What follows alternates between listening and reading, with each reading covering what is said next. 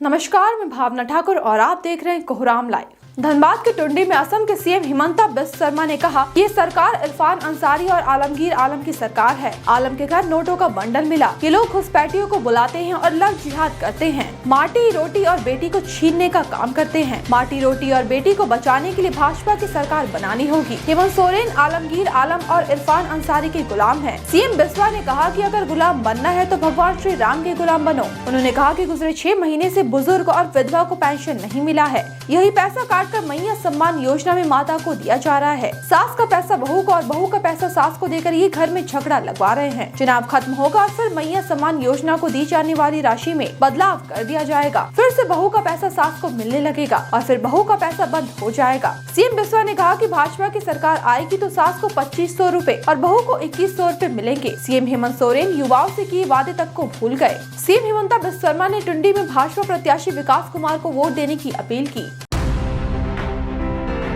झामुमो के केंद्रीय महासचिव सुप्रियो भट्टाचार्य ने गिरिडीह में कहा कि भाजपा बांटने और काटने में जुटी है। भाजपा के सांसद संथाल को झारखंड से काटने की बात कहते हैं, जबकि यूपी के मुख्यमंत्री बटेंगे तो कटेंगे का नारा देते हैं। वहीं झारखंड मुक्ति मोर्चा और इंडिया गठबंधन सभी को एक साथ जोड़कर चलने में विश्वास रखती है। सुप्रियो भट्टाचार्य ने कहा कि प्रथम चरण का जो चुनाव हुआ उसमें 38 सीट इंडिया गठबंधन की झोली में आना तय है। दूसरे चरण में 30 सीट इंडिया गठबंधन जीतेगी। उन्होंने कहा कि पूर्व सीएम रघुवर दास की बहू, पूर्व मुख्यमंत्री अर्जुन मुंडा व पूर्व मुख्यमंत्री मधु कोड़ा की पत्नी चुनाव हार रही हैं। वहीं पूर्व सीएम चंपई सोरेन भी हार रहे हैं। बाबूलाल मरांडी भी हार जाएंगे। झारखंड में इंडिया गठबंधन के पास मुख्यमंत्री के तौर पर हेमंत सोरेन का चेहरा है, लेकिन एनडीए के पास मुख्यमंत्री का कोई चेहरा नहीं है। सुप्रियो भट्टाचार्य ने कहा कि इस बार विधानसभा चुनाव में भाजपा ने निर्दलीय प्रत्याशी को खरीद लिया है। उन्होंने इल्जाम लगाया कि धनबाद के निर्दलीय प्रत्याशी निरंजन राय को भाजपा के द्वारा पहले धमकी दी गई और फिर फंसाने की बात कही गई और फिर लालच दिया गया।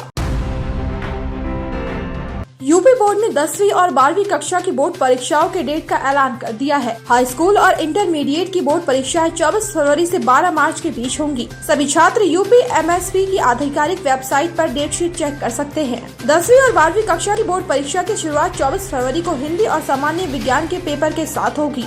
परीक्षा 2 पालियों में होगी। पहली पाली सुबह 8:30 बजे से पौने 12 बजे तक रहेगी। दूसरी पाली दिन के 2 बजे से शाम 5:15 बजे तक रहेगी। लगातार बिगड़ते हालात के चलते मणिपुर पुलिस ने इम्फाल पश्चिम और इम्फाल पूर्व दोनों जिलों में कर्फ्यू लगा दिया है। बीते रविवार से यहां की हालत ठीक नहीं है। 6 शव मिलने के बाद कर्फ्यू लगाया गया। बढ़ते हिंसा के चलते राज्य सरकार ने 7 जिलों में इंटरनेट सेवाएं भी बंद कर दी है। सीएम बीरेन्द्र सिंह के आवास पर और राजभवन के आसपास सुरक्षा तगड़ी कर दी गई है। सड़कों पर लोगों की आवाजाही भी कम होने लगी है। कर्फ्यू लगाए जाने के बाद से सरकार ने स्कूल कॉलेज मंगलवार यानी 19 नवम्बर तक बंद रखने का ऐलान किया है। छात्र छात्राओं और शिक्षकों की सुरक्षा को ध्यान में रखते हुए सरकार ने यह फैसला लिया। इस बीच बीते 2 हफ्तों में मणिपुर में हुई बड़ी हिंसा से जुड़े 3 मामलों को एनआईए ने अपने हाथों में लिया है। वहीं जांच भी शुरू कर दी है। दिल्ली में प्रदूषण की गंभीर स्थिति को देखते हुए सुप्रीम कोर्ट ने बड़ा आदेश दिया है। कोर्ट ने दिल्ली एनसीआर में अब 10वीं और 12वीं की क्लासेस भी बंद करने का आदेश दिया है। बाकी सभी क्लासेस पहले ही बंद कर दी गई थी। अब 12वीं तक के सभी स्कूल बंद कर दिए गए हैं। आदेश के मुताबिक अब सभी कक्षाओं की क्लासेस ऑनलाइन चलेंगी। मामले में अगली सुनवाई अब शुक्रवार को होगी। कोर्ट ने दिल्ली में बढ़ते वायु प्रदूषण के स्तर पर चिंता जताते हुए दिल्ली सरकार से ग्रैब 4 लागू करने में देरी को लेकर सवाल किए। वहीं कोर्ट ने सख्त आदेश देते हुए कहा कि ग्रैब 4 की पाबंदियां हटाने के लिए अदालत की पहले इजाजत लेनी होगी।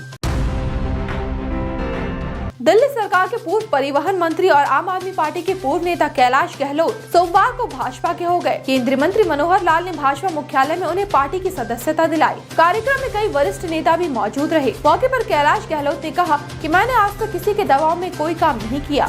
यहाँ याद दिला दें कि दिल्ली के नजफगढ़ से विधायक कैलाश गहलोत ने बीते कल आम आदमी पार्टी की सदस्यता और दिल्ली सरकार में परिवहन मंत्री के पद से इस्तीफा दे दिया था। वहीं कैलाश गहलोत के जाने के बाद दिल्ली सरकार की तरफ से आतिशी कैबिनेट के लिए नागलोई जाट विधायक रघुविंदर शौकीन को चुना गया है।